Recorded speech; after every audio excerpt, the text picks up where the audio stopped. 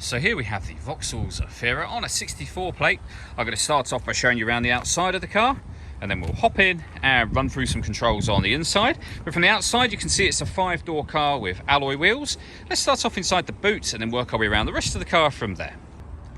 As we approach the back of the car, you can see we have reversing sensors, boot space here with the 7 seats in place, so you can fold these rear 2 seats down to increase the boot space, of course, and you can fold the remaining 3 seats down after that as well, should you wish to increase that space even further.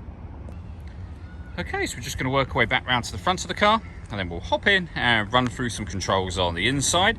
Now that we've done a full circle of it, you can see it's in excellent condition the whole way round. Just briefly before we climb in, I think it's what we're seeing the interior from this exterior point of view. There's plenty to run through on the dashboard, so let's hop in and we'll do that now. Okay, now that we're inside the car, we're going to start with the dials. On the left-hand side, we have the rev counter. We have the coolant temperature gauge and fuel gauge at the top, and on the right-hand side, the speedometer. In the middle, you can see the total miles of this car. They are only 27,420. You can change information that's displayed above that for various bits of trip computer information.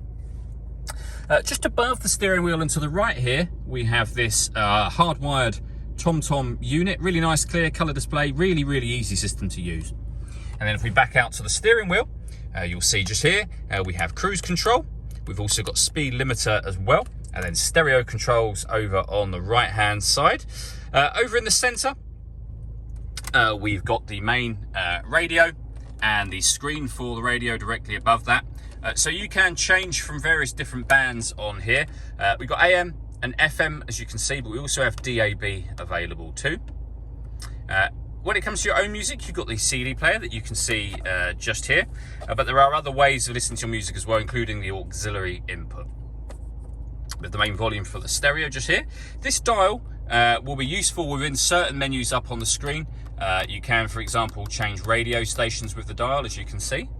And then below the radio section, we've got the air conditioning. So you can adjust the temperature, the fan speed, and the direction the air is being distributed in. When you're happy with those settings, this button turns your air conditioning off, back on again. You can turn on your rear heated screen. This button will recirculate the air that's in the car. It's a great way of heating it up or cooling it down quickly, depending on the temperature you set just here.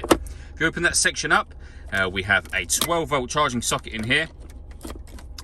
We have an auxiliary and USB input as well, and some storage, and then a 6-speed manual gearbox. All that leaves me to say is thank you for taking the time to watch this video. If you'd like to come and see the car in person and have a test drive, please feel free to give us a call here at Mach 1 Cars. We'd love to hear from you soon.